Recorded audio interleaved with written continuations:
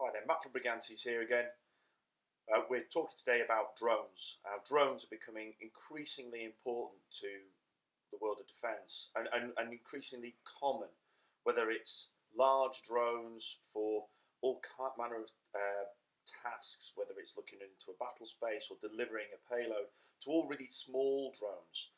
And we work with the guys from Coptrz, and I've got Sam here today with me, and we're going to just have a little bit of a chat, introduce how we work together and the kind of projects that we're working on. Sam, great to have you with us, mate.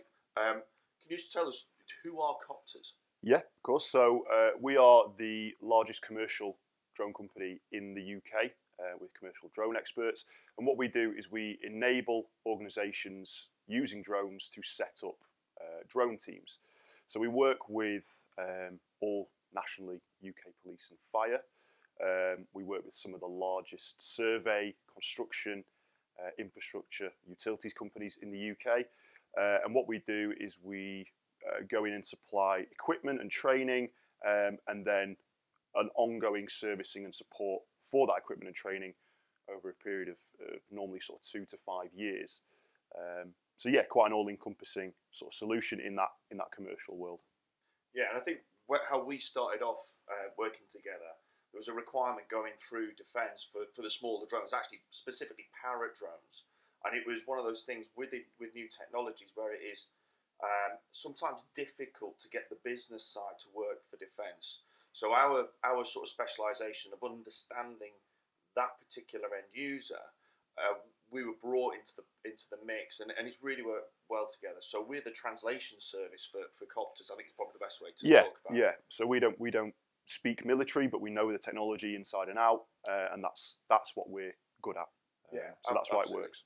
So it's as I say, we mentioned Parrot, and Parrot's got some really cool new technologies. Some of the projects they've been doing with the US, which is now coming into service. But then it's not just Parrot. There's whether it's GPS denied drones, Loki, Loki 2, which is from Sky Hero. That's a really cool bit of kit. And then other brands like Ace Core, and actually your portfolio is pretty massive. Yeah, and it's all come from that commercial space. So we found a need for equipment in, for example, police forces or fire services. We found equipment that fits with that need, but we don't have the sort of experience to go into the military world. So we can provide all the support and all the tech support and all the training and servicing, all that kind of stuff. But we're not the guys to be the front end of it, if you like. Yeah. So it's quite a nice symbiotic relationship we've got here. So since we've got the expert here, we're going to actually go through one of the key drones at this moment in time. So Sam, what have you got in your hands there? So this is the Anaphy Thermal from Parrot. It's one of the most popular drones that we supply into the emergency services in the UK. So the reason they like it and we like it, one of the main ones is the size and the ease of setting up and deploying it compared to some of the larger drone systems.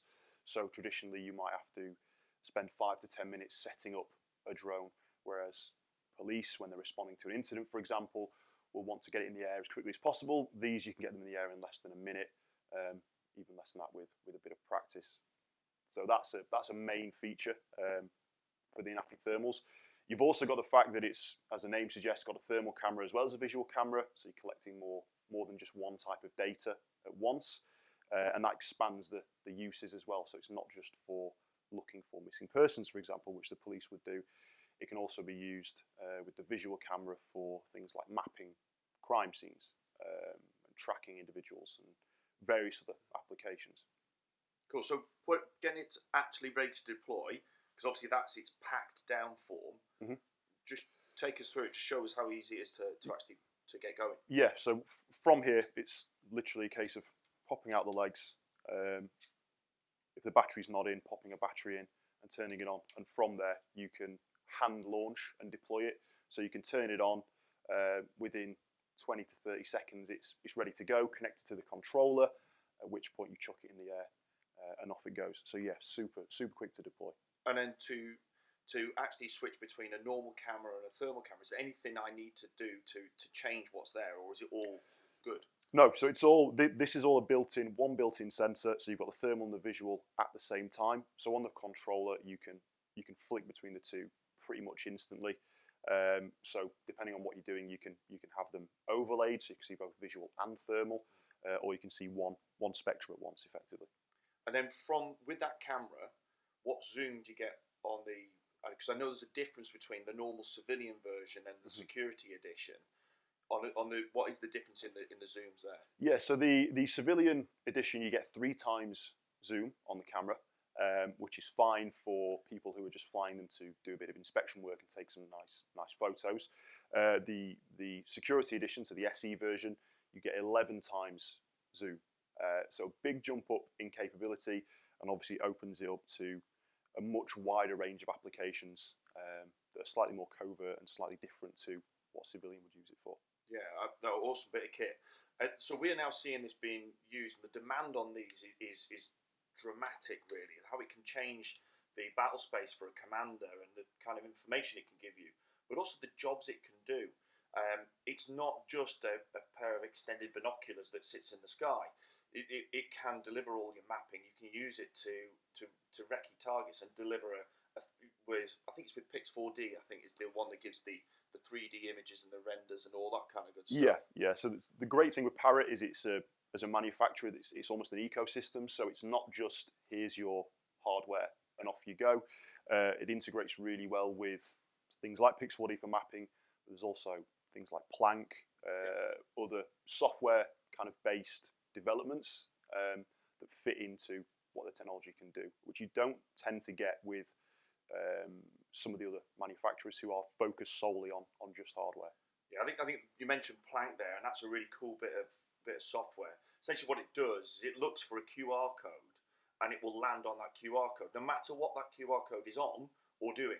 So you could have it on the back of a vehicle, and the vehicle could be moving. So if you're cracking along and your drone can come back in without you getting out of the vehicle.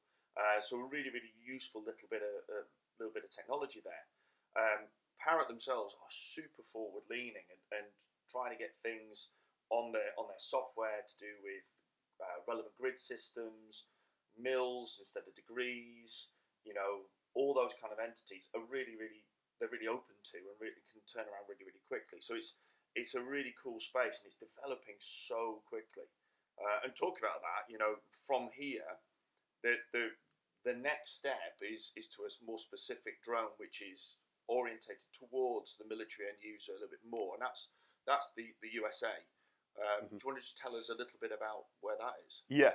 So the Anaphy USA, it's a big jump up in capability from these. So this is your traditional kind of man portable quick launch drone. The limitations for these have always been that they normally don't have any sort of weather rating. They don't handle rain or poor conditions very well, and the sensor size is limited because they can't carry much weight and because they're smaller drones. So the image quality you get isn't quite as good. So what Parrot have done is they've taken those traditional weaknesses of a smaller drone, they've kept the drone the same size, you can deploy it in the same amount of time, it's just as quick and easy to use, but you've got a much larger thermal sensor, so the thermal data is higher quality.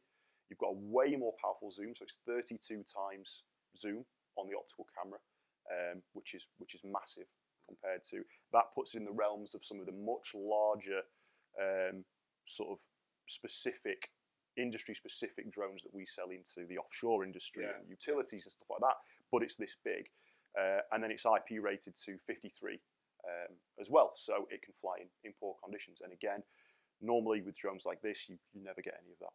No, absolutely.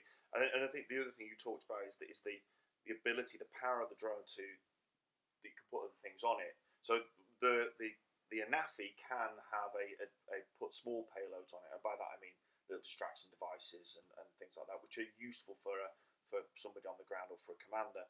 The USA has a huge amount more oomph, so it potentially can carry a much bigger payload, and therefore be a little bit more useful. So as it stands, the USA is due into the country really soon, and it's generated quite a lot of interest.